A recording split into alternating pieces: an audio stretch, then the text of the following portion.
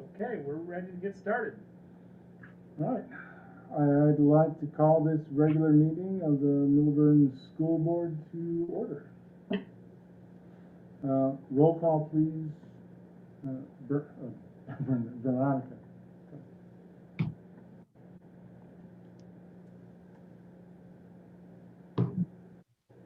Sorry. Mr. Coleman?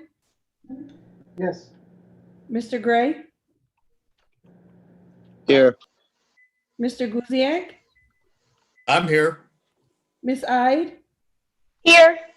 Mr. Murphy? Here. Mr. Quiones? Here. All right. Pledge of Allegiance.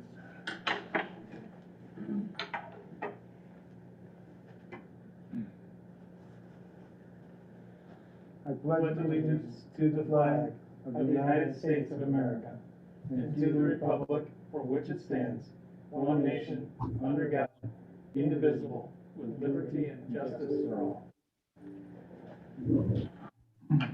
All right. Do we have any public comment? No, I haven't seen any.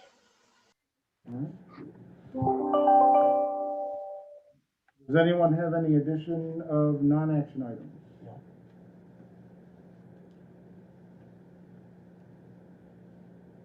No? Okay. On to our action items.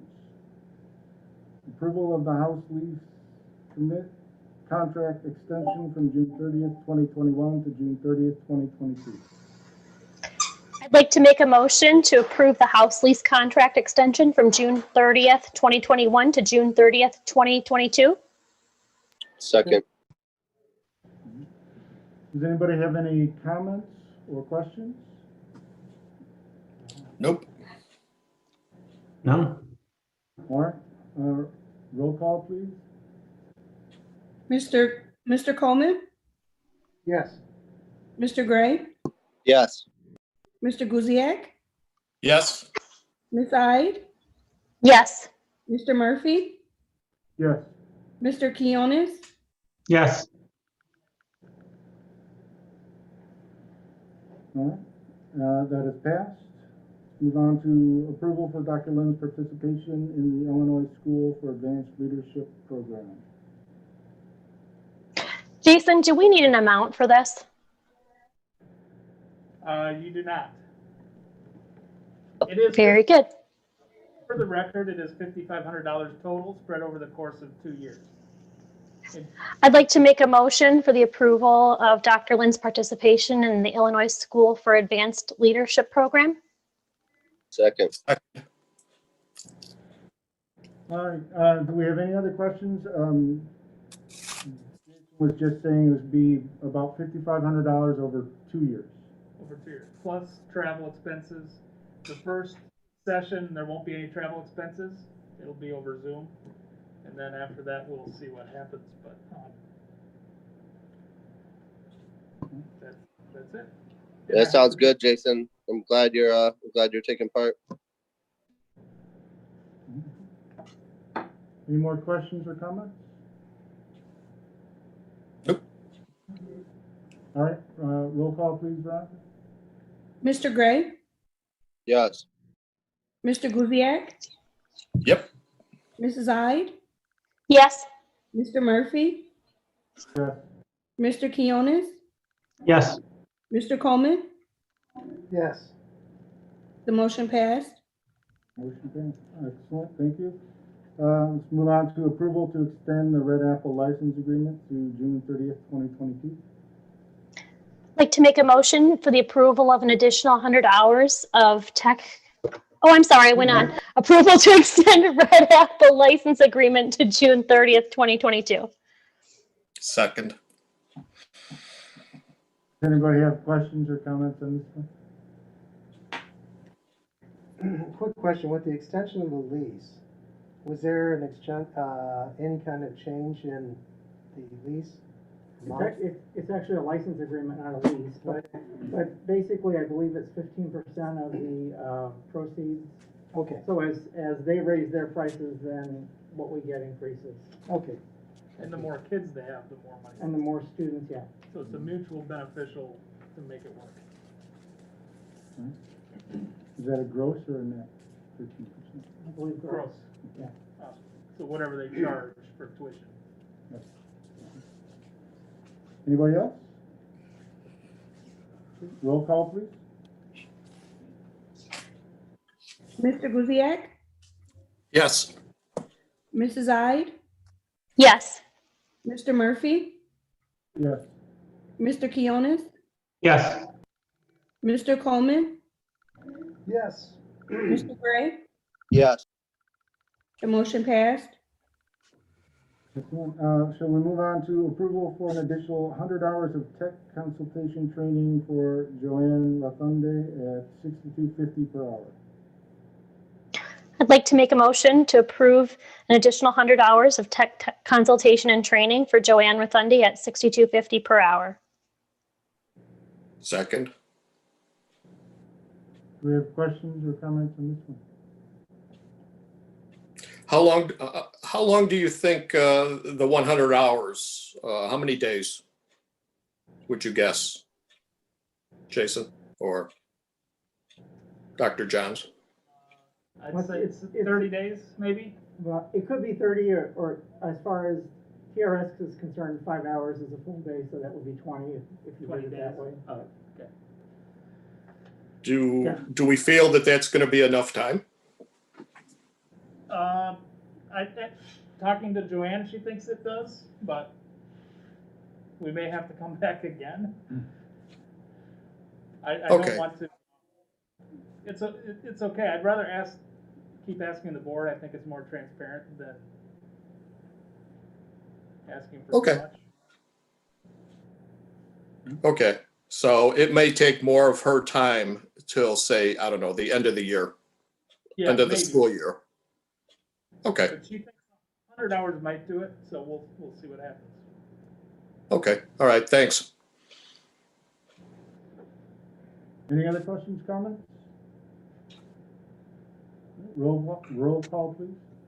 Mrs. Ide? Yes. Mr. Murphy? Yes. Mr. Keonis? Yes. Mr. Coleman? Yes. Mr. Gray? Yes. Mr. Guziak? Yes. The motion passed. Request permission to purchase additional air purifiers as needed, not to exceed $12,000. I'd like to make a motion to approve permission to, or give permission to purchase additional air purifiers as needed, not to exceed $1,200 or $12,000, excuse me. Second. Comments or questions on this? I guess just one. Did I read that correctly? I think it was in Dr. John's email that the filters can last up to 5 years. You did read that correctly. So the units cost more, but you are constantly having to replace the filters, and they do have a lot of filtration material in them, and that's why the weight of the unit is 53 pounds as opposed to like mine at home that I can just pick up and it's maybe 5 pounds. Okay. And how big of a room do they filter? About 1,500 square feet, And our rooms which is are larger than any of our classrooms.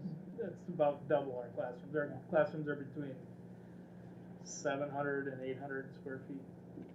Well, some of the kindergarten ones are, kindergarten and Little preschool bit are bigger. about a little over 1,000.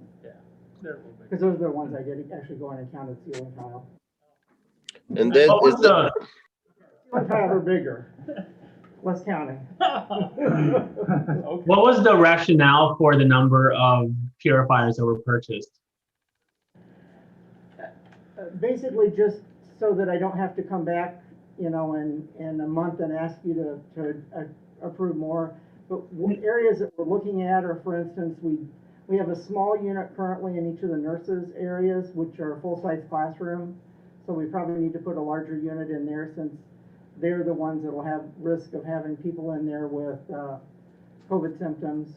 looking at some, the band rooms that don't have exterior windows, that we are currently using for students, just areas where we might have some issues, as well as looking at, you know, possibly some of the other classrooms where we're having difficulty getting students to keep their masks on. Some of the younger grades we may need to look at. It's one of those that once you get a few, then you start getting requests for more.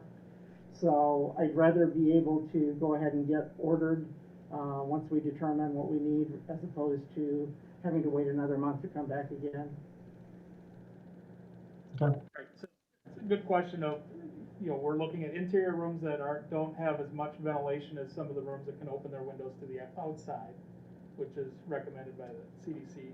Smaller spaces where kids can't be as social distanced, and or like some of our early childhood classrooms where the teachers are hand over hand working with kids. In those situations, we want to take every precaution we can. And also, as I said, the interior rooms, and then any staff members that are in the higher risk category that can remotely in their rooms as well. So we're taking every steps. And the air purifiers themselves don't cure, you know, it's not going to take away the risk, but it's one of the layers that we add. So you add masks, you add 6 feet, you add air purifier, you add ventilation, you add hand washing. All of those together make it for a much safer environment. So that's part of our overall strategy. No. I just wanted to ask Jason, this is something that once we secure those federal dollars for the COVID relief, that could be used for this, right? That is correct. Thanks. And it looks like there might be more coming for this type. We'll see what happens in the next stimulus package, but it looks like more money from the federal government will be on its way. And the dollars for this next ESSER's Grant 2, I guess we're calling it, the Emergency School Relief Grant, the second one, all the purchases are retroactive to like March of 2020. Yep. So even purchasing it now, we still can apply that toward the grant. Which is estimated at the 190 to 200,000. Correct. Right. Yep. Any other questions? Okay, roll call, please, Veronica. Mr. Murphy, Yes. Mr. Keonis, Yes. Mr. Coleman, Yes? Mr. Gray, Yes. Mr. Guziak, Yes. Mrs. Hyde. Yes. The motion passed. Thank you. Our next item, approve resolution to waive bid process due to emergency for MES water system.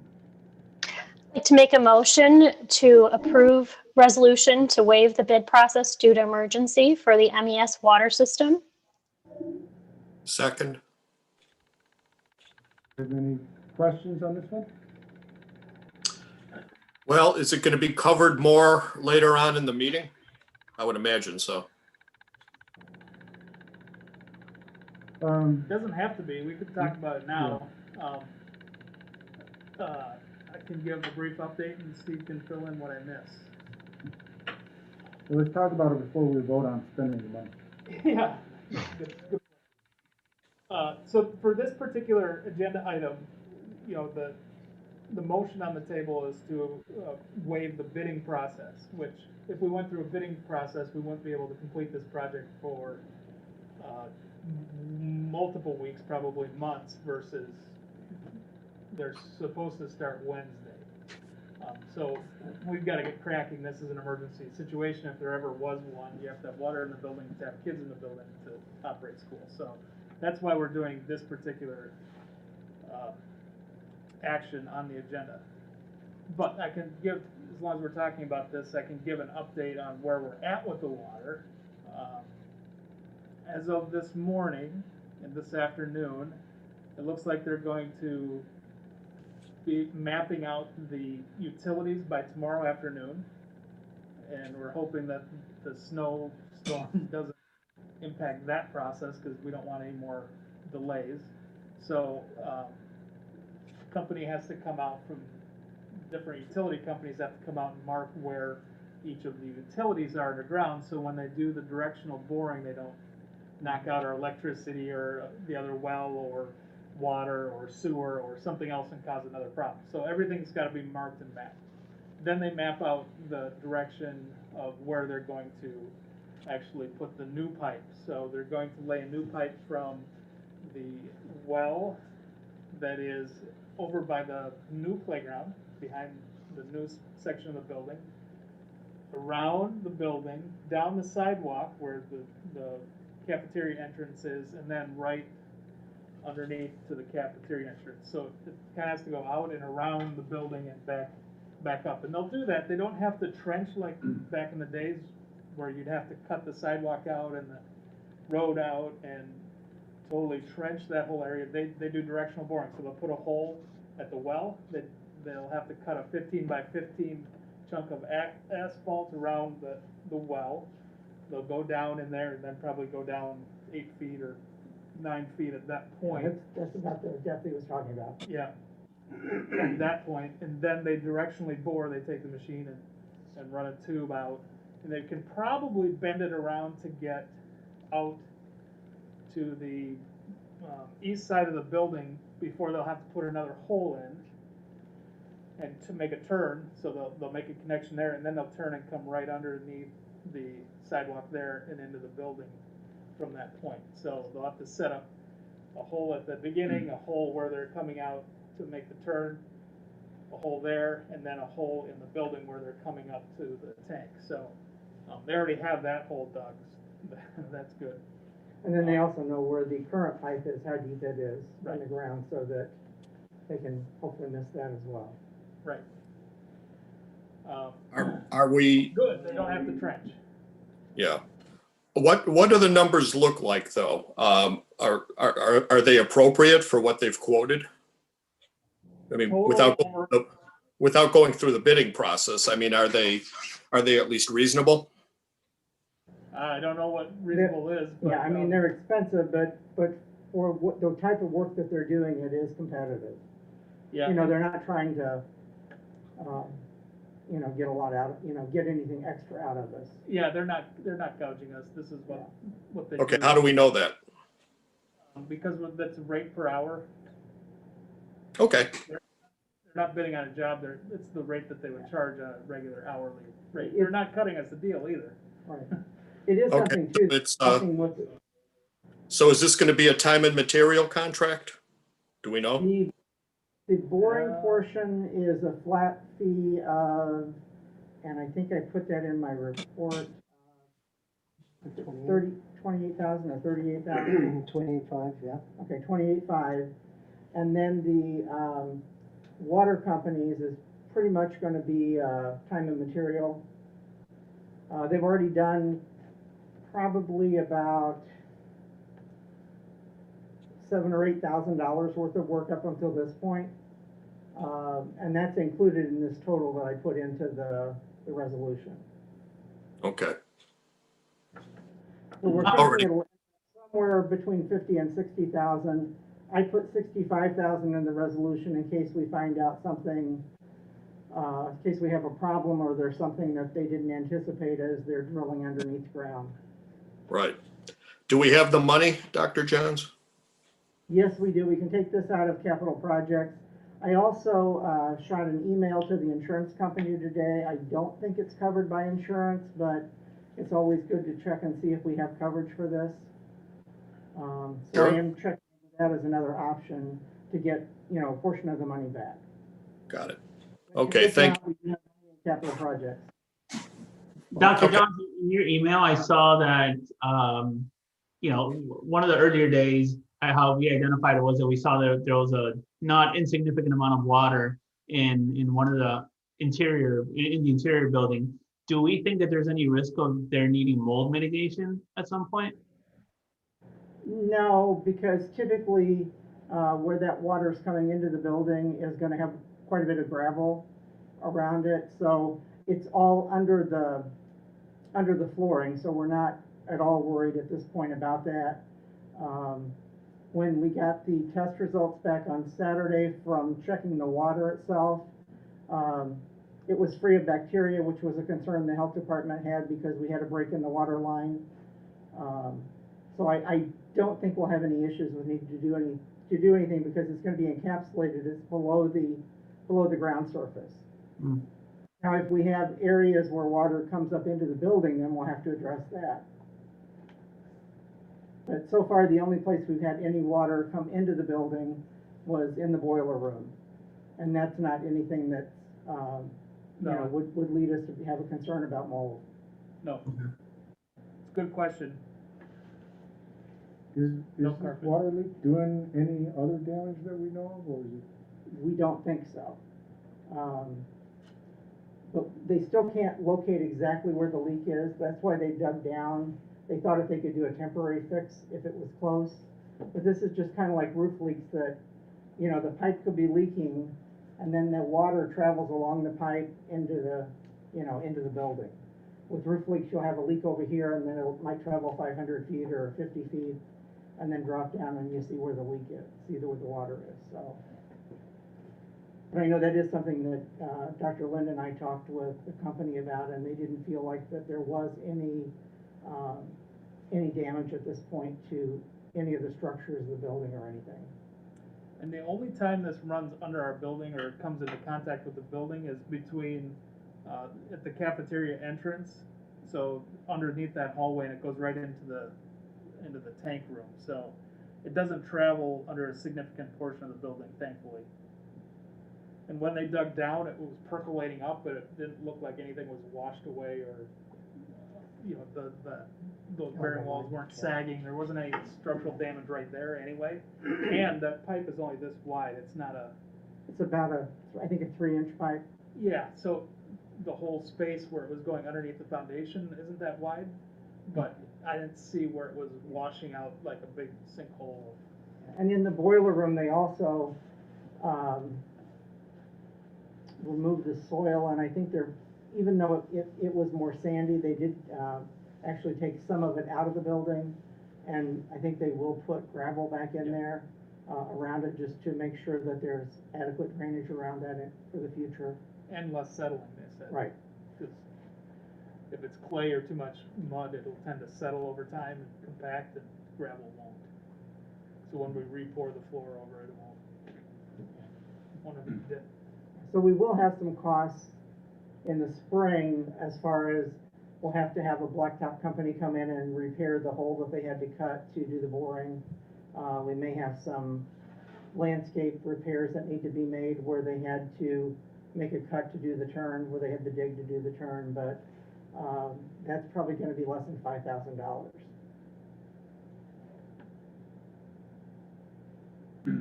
Any other questions? All right, roll call, please.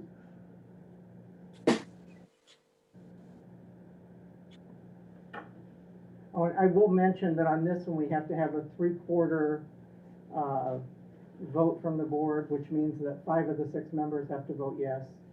If they don't, then we can't proceed. Okay. Mr. Keonis, Yes. Mr. Coleman, Yes. Mr. Gray, Yes. Mr. Guziak, Yes. Mrs. Ide, Yes. Mr. Murphy. Yes. The motion passes. All right. Next on the agenda is our consent agenda. Approval of minutes, personnel reports, and leave of absence and resignation. Bill approval only. I'd like to make a motion to approve the consent agenda as presented. Second. Oh, I forgot to ask if anyone wanted to remove anything. Are there any questions or comments on this? Let's see. No, not from me.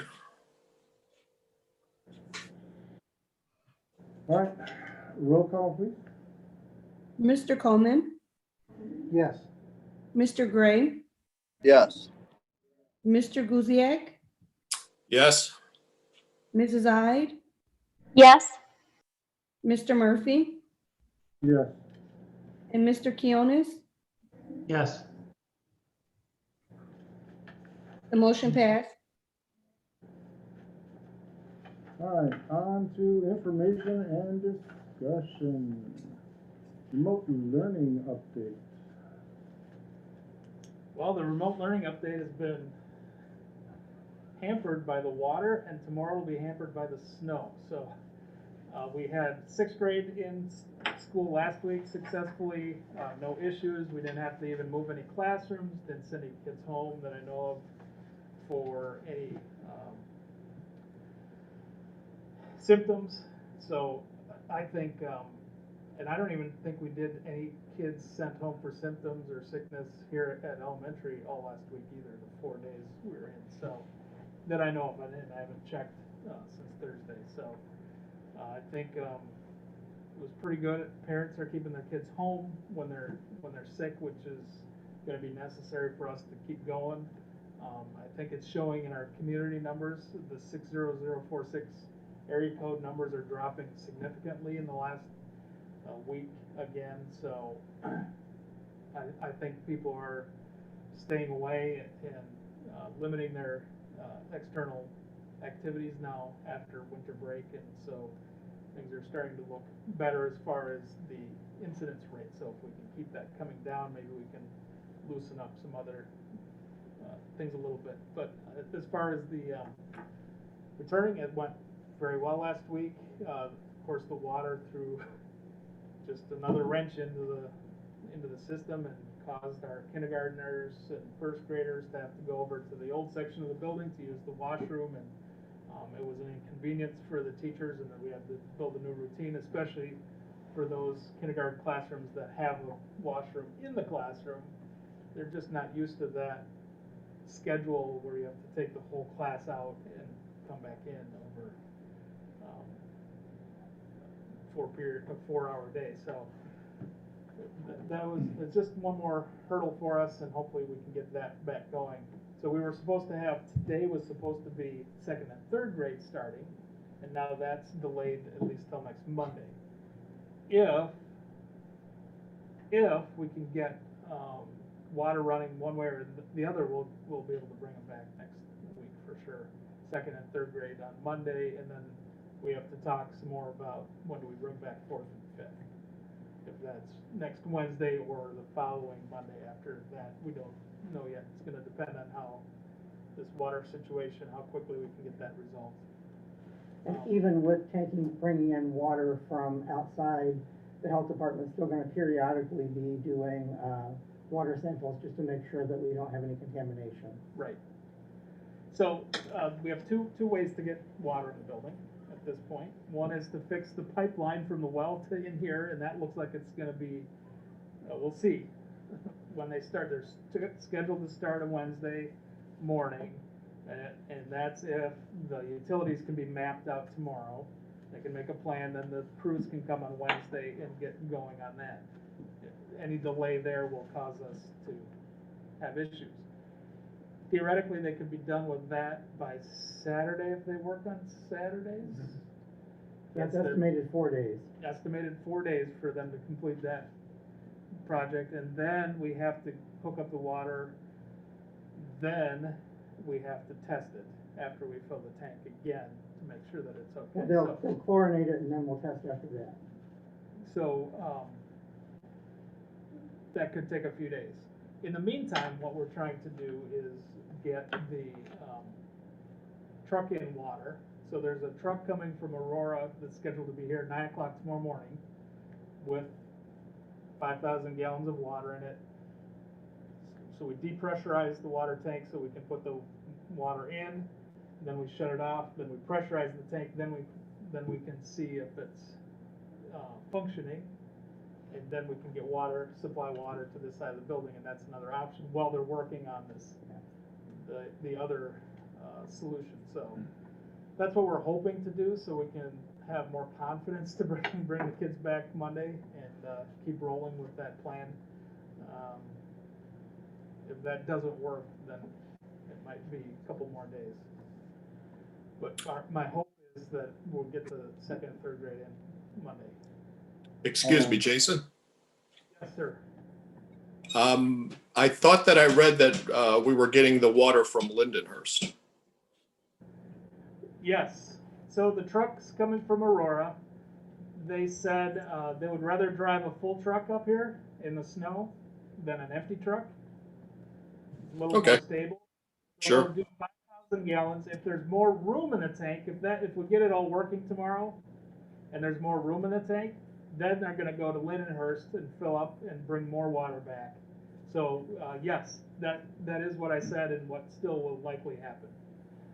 Okay. All right. Thank you. I think we have a 15 or 20,000 gallon tank. I think so. It's Somewhere in huge. there. It's massive.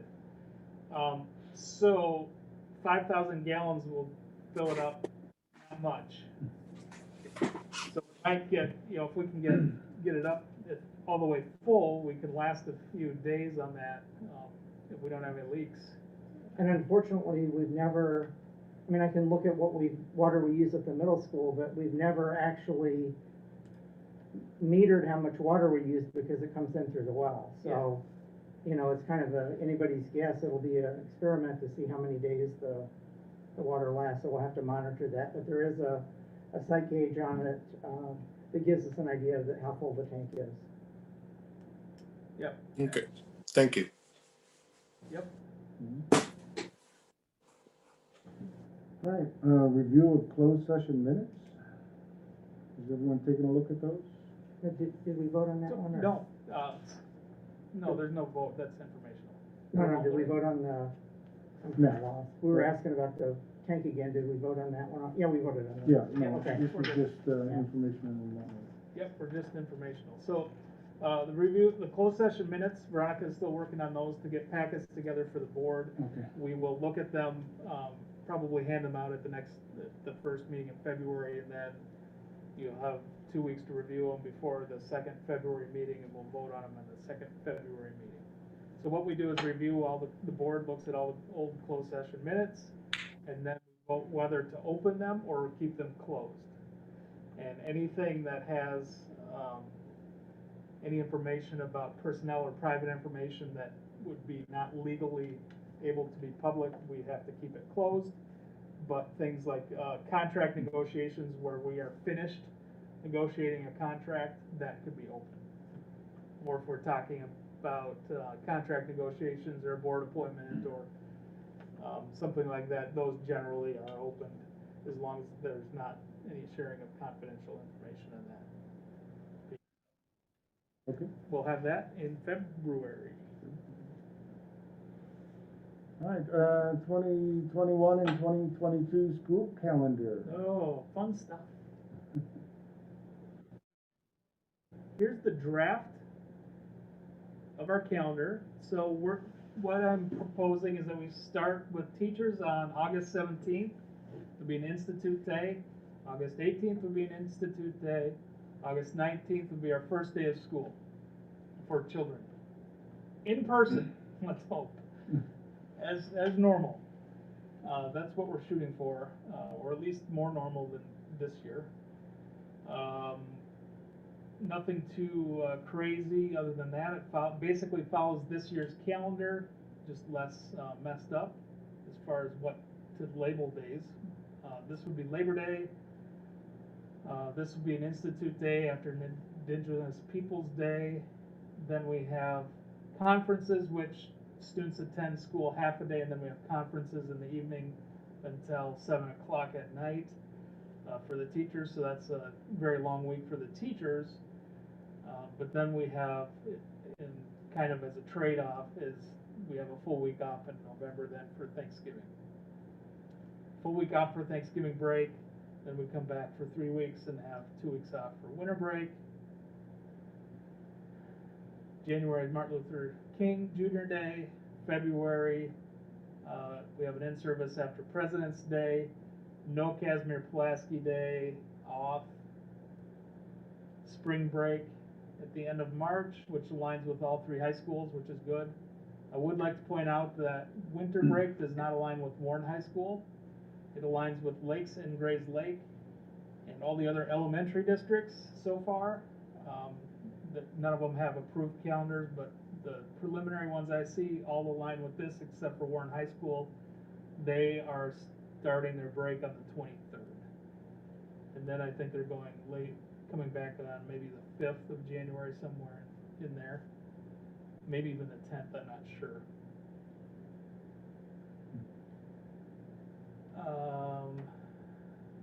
We have random day off in April.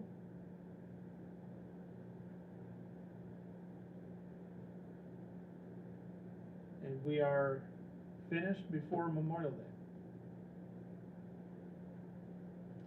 These blue days, this is Memorial Day on the 30th of May. These blue days are emergency days, so if we had to take a snow day, for example, in the middle of the year, we would have to come then on May 31st. If we take 2 days, you have to come back on Wednesday, and so on and so forth. Now, next year, we don't have to take snow days. We can use e-learning days because we have an e-learning plan that's approved by the state. So that'll be a decision that we'll have to make next year, which will be even more stress than a regular snow day because we don't have to take it, but will it be worth it? And there'll be just a different dynamic. But the trade-off is that we are done before Memorial Weekend.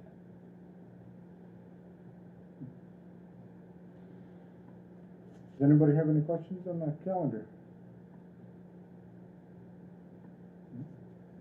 Registration fees and activity fees. Okay, registration fees. I am recommending, we are recommending, Dr. Johns and I, that we hold our fees for another year, not raise them at this point. I think, well, I don't think, I know our families have been stretched financially, and we don't anticipate a budget shortfall next year necessarily.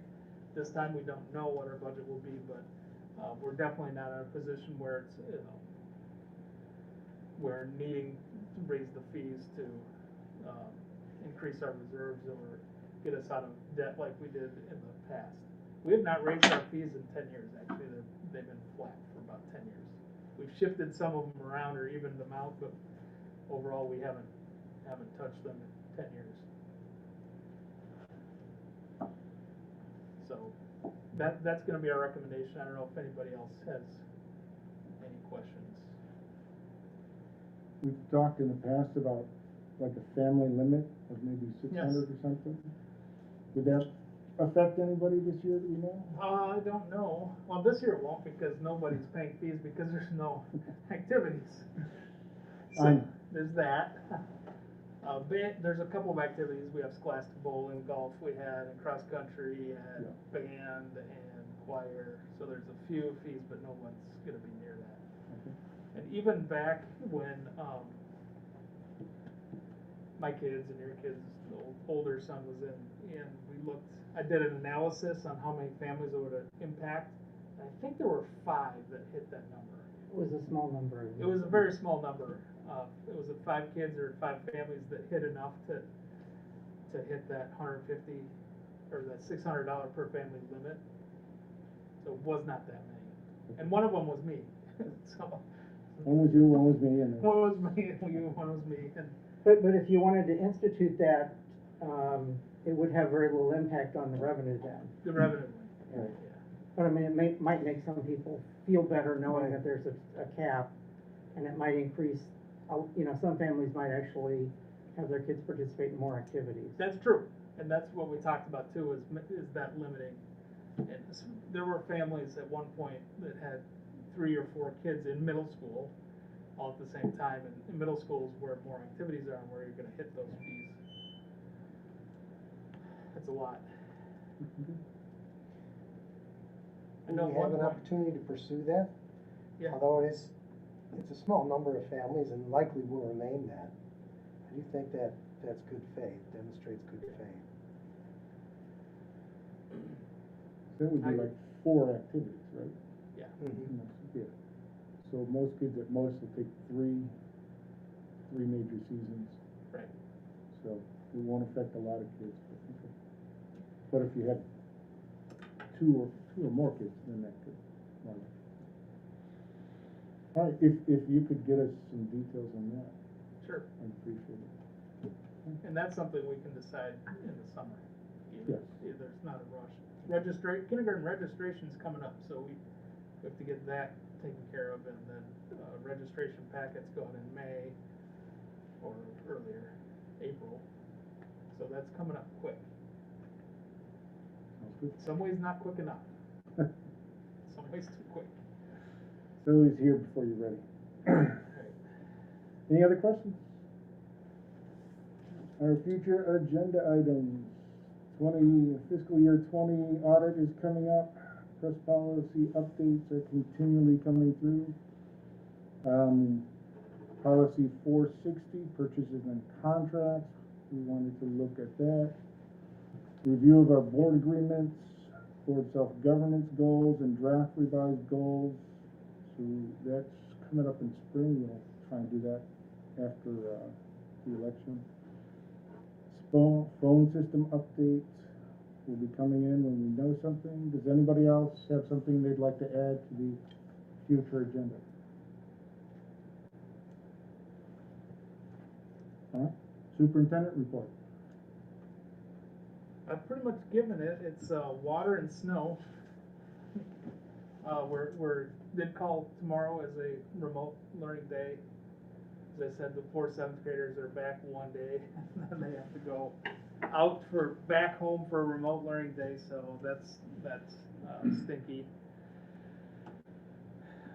But it's hard to tell with the weather. It may look very foolish, like a foolish decision, which I will have to own that. But want to give people as much opportunity to plan as possible, and given that we're recently accustomed to remote learning, I think it probably was a good call, but we'll find out in the morning. If there's less than an inch of snow, I will look very foolish and I will feel terrible. And so it goes. But the predictions kind of held up over the last couple of days and actually increased this afternoon, and so. Jason, if I may. Yep. There's no reason to say that you're gonna feel foolish. Okay, you took the information, you made the decision, so we all carry on. No, I was just going to say the same thing. I've been here for 5 years, and the number of times you've actually called a snow day, I think I can count on one hand. Yes, and I enjoy those snow days, Jason. So. Well, this one, you don't even have the joy of the snow day. It's not, you don't even get the day off. Well. Learning. But yes, thank you. I appreciate that. I will still feel foolish, but I do appreciate that. Fair enough. Or I may look brilliant, it snows a lot. Okay. All right, Dr. Johns in the business report, or what's left of it. Yeah, but the only thing that we didn't talk about was the property tax collection. And with that, I went ahead and put all the rest of the 2018-19 property tax revenue into my chart. And then I put where we're at this point. Last year, we collected 99% of the taxes owed. This year, at this point, we're at 98.1%. And the county is looking at providing one additional payment to us, and they're kind of telling us generically as a county that should pretty much make us whole. So hopefully if we get another 140,000, we'll be at the same level we were at last year. So it's not been as bad. The only thing that had we had high interest rates where we could have been making money off of our money, having the 4 payments through the county would have reduced the amount of money we could earn, and it still will reduce it somewhat, but our interest rate is not anywhere close to where it was, even 10 years ago. But, it was one of those things. I understand why the county did it, because a lot of families you know, would have difficulty maybe making those payments if they don't have their money escrowed. And I do believe that the county is considering making this more permanent going forward in the future. So one of the things that I think they'll probably be looking at is to see if it impacted the collection rates. And that's a part of why I kind of devised this spreadsheet, just to each month to keep everybody updated on where we're at with that revenue coming in. You kind of compare what we had last year at certain points and what we've gotten this year. Is a 99% collection rate standard, or? Typically, we're between 99 and 100%. So we've had as much as 99.8. I don't think we've ever gotten 100% since I've been here, but it's been just within 1 or 0.2%.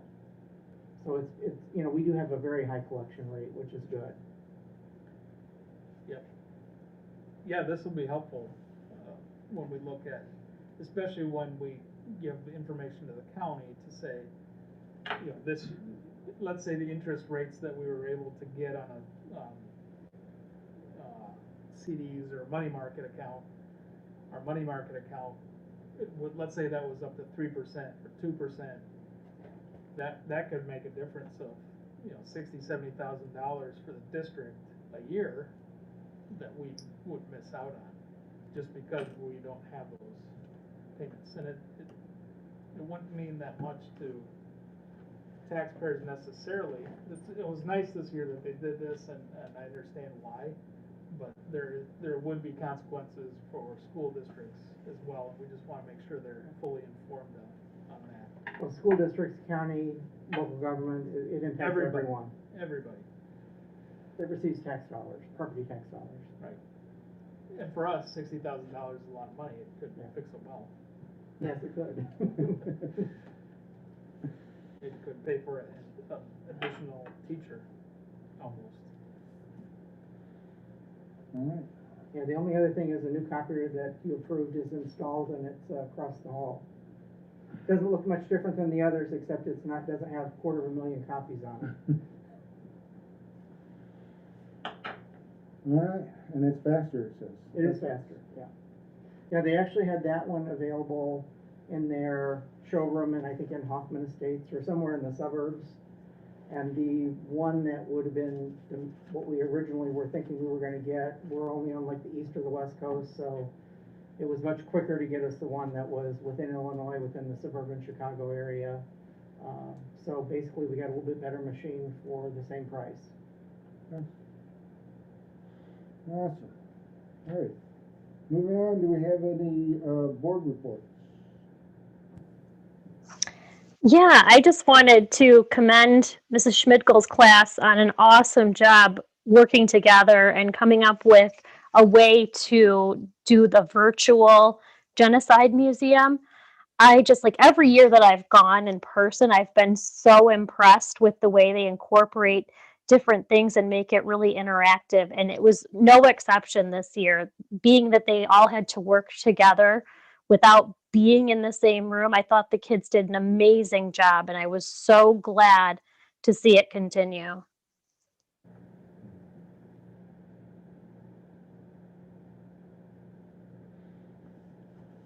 Thank you. Mm-hmm. In 8th grade, did letters to servicemen and women, so that was nice. My kid was like, what branch of the service was my uncle in? They were both Navy, aunt and uncle. Any other board reports? All right. Make a motion to adjourn to closed session for. Where's this paperwork?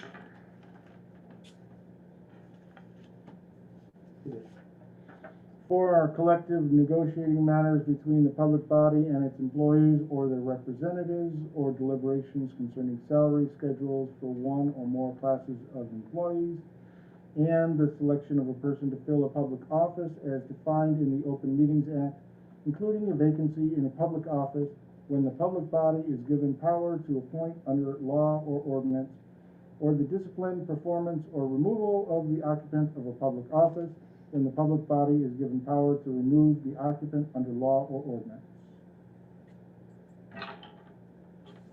Second? All in favor? Or do we need a roll call? That's- We need a roll call on it. Ron?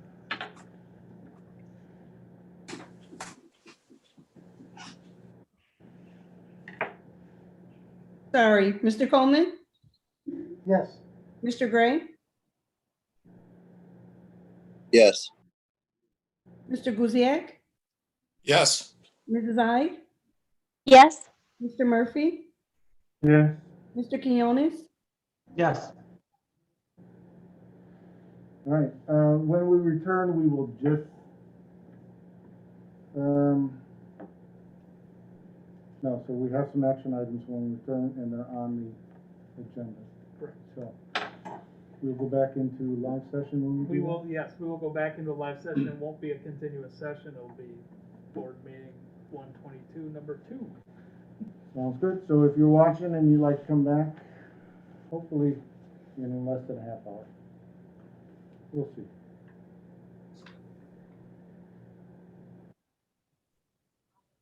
Okay.